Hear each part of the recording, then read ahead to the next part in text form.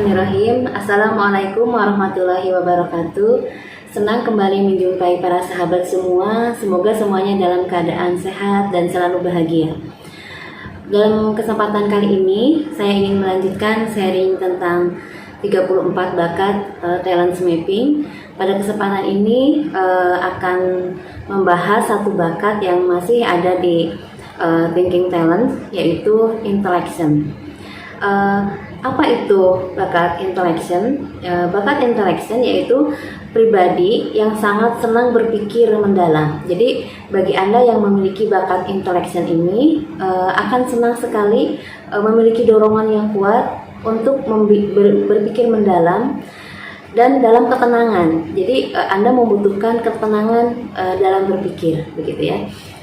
Jadi kebutuhannya apa bagi Anda yang memiliki bakat intellection ini? Yang pertama adalah ketenangan, yang kedua adalah keleluasaan untuk berpikir. Keleluasaan untuk berpikir secara mendalam. Mungkin yang cocok ya untuk profesi bagi Anda yang memiliki bakat intellection ini ya peneliti, begitu ya, scientist, atau juga bisa penulis ya.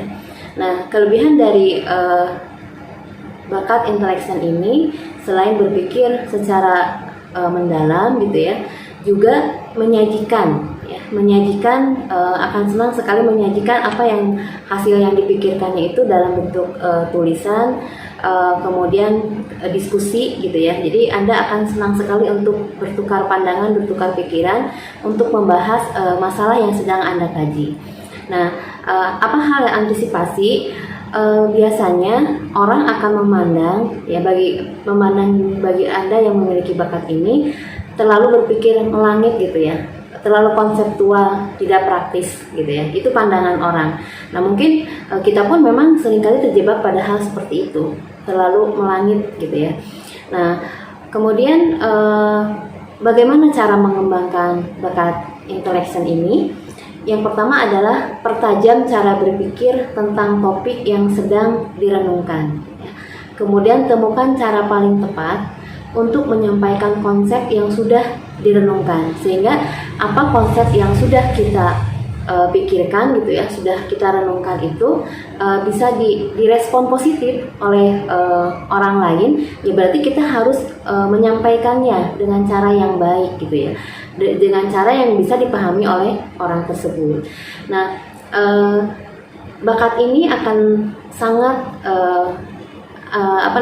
berkembang ya apabila didukung juga oleh bakat yang lain. Salah satunya adalah bakat ideation. Maka Anda akan menjadi seorang jurnalis yang mampu menyusun sebuah konsep berita gitu, konsep tulisan maupun verbal. Kemudian dengan bakat communication dan connectedness, Anda akan menjadi seorang edukator yang memberikan saran dan nasihat yang memiliki substansi dan mudah dipahami. Kemudian bisa komparasi bakat ya dengan bakat yang lain, misalkan dengan intellection dan aktivator. Maka yang terpenting adalah berpikir, yang terpenting adalah bertindak, begitu ya, ketika intellection dipadukan dengan aktivator. Kemudian intellection dengan restoratif, berpikir tentang konsep yang perlu dipahami, berpikir tentang masalah yang perlu diselesaikan. Nah, mungkin sekilas bakat intellection ini mirip dengan bakat analitikal, yaitu sama-sama senang berpikir secara mendalam. Lalu yang membedakannya apa gitu ya?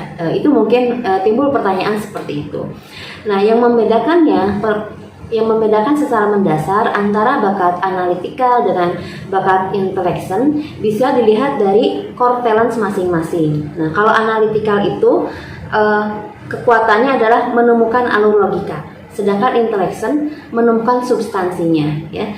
Jadi intellection itu lebih ke kedalaman dalam berpikir, sedangkan analytical pada sisi logikanya.